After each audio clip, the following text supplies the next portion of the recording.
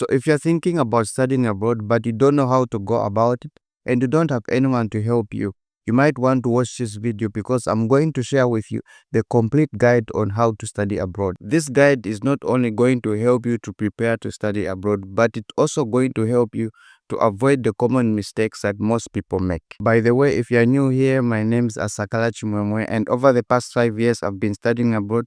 To be specific, study mechanical engineering in Morocco. And on this channel, I'm sharing some tips about studying abroad as well as some of the things that I'm learning in the process, documenting my life and growing my personal brand. So if you're interested in all that, I welcome you and let's dive into the video. Step number 1 is the most modern part in this video because it's going to help you make proper decisions as well as to plan ahead for you to study abroad. But the mistake that most people make is that they skip this step thinking that it's not important. But when the times become tough, this is the thing that is going to help you to stay motivated and walk through all those challenging times while being abroad. The first thing that you need to do before making the decision to study abroad is to ask yourself, why do you want to study abroad? Because this question is going to help you and have a clear understanding. Is it that you are looking to study abroad for a better opportunities, for better career path, or maybe you want to learn a new language? When you understand this part and know what you're going to do about this, it helps you to have a clear sense of purpose while you're pursuing your studies abroad, as well as it's going to help you to stay motivated when times become challenging, when school is not going in the way that you want to go. The second thing that you need to know is to know what you want to study.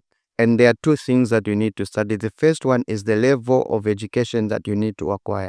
Is it that you are interested in getting a bachelor's degree, a master's degree, or any type of level education that you are looking to pursue abroad? And the second thing that you need to know is the field or program that you are interested in. Is it that you're interested to study business, arts, engineering, medicine, or any other program that you're interested in? So when you know these things, they help you to plan so well and avoid being distracted because you have now a clear sense of why you want to study abroad and you know exactly what you want to do while being abroad. So step number 2 is also important because it helps you to plan ahead of time.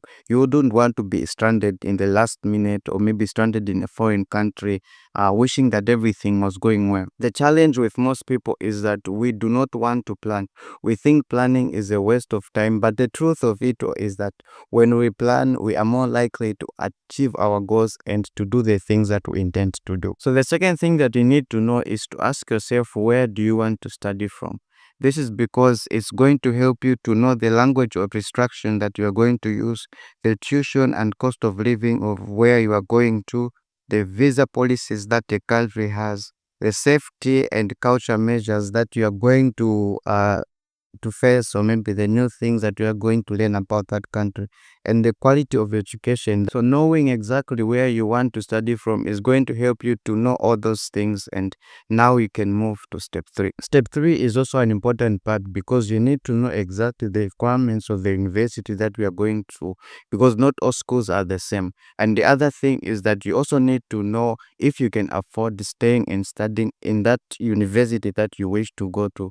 You don't want to be studying abroad, living in stress and worried about if you can afford staying, if you can afford experiencing the life for being there. So the first thing that you need in step 3 is to research for programs and universities that you wish and intend to study from. So to research and find out more about the universities and programs that you wish to study from, you can use platforms like QS World Rankings, study portals, and master portals. With these, you can find and research programs and the universities that you'd like to.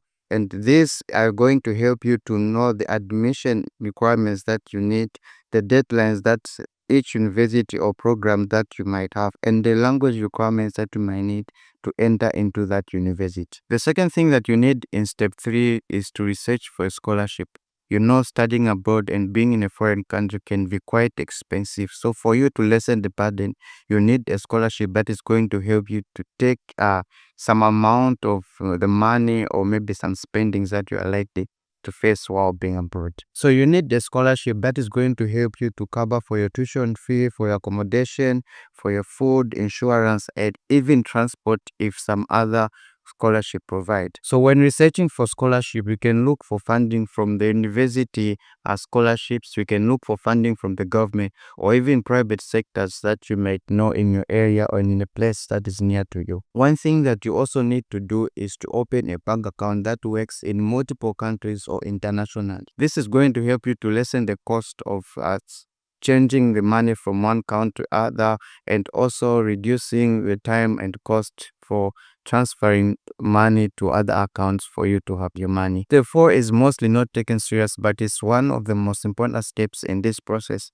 and you want it to be done better and earlier for you to have higher chances of being accepted to the schools or universities where you want to study from. The mistake that most people make is that they think they have time and they delay to take action, which leads most people to lose on good opportunities that universities provide. So you need to do this as fast as possible for you to have high chances of getting to the university that you intend to. The first document that you need in step 5 is to get a passport. You need to get a passport as early as possible. Even from the time you're just finishing this video, you can start applying for a passport, because opportunities just come and easily disappear. So you need the passport to be ready. Most of the passport that are offered, they last for more than 10 years. So you need a passport for you to be ready, for you not to miss out on any opportunity that might come as soon as possible. After getting and applying for a passport, thus you can now start applying to the universities that you want. And these are some of the documents that some of the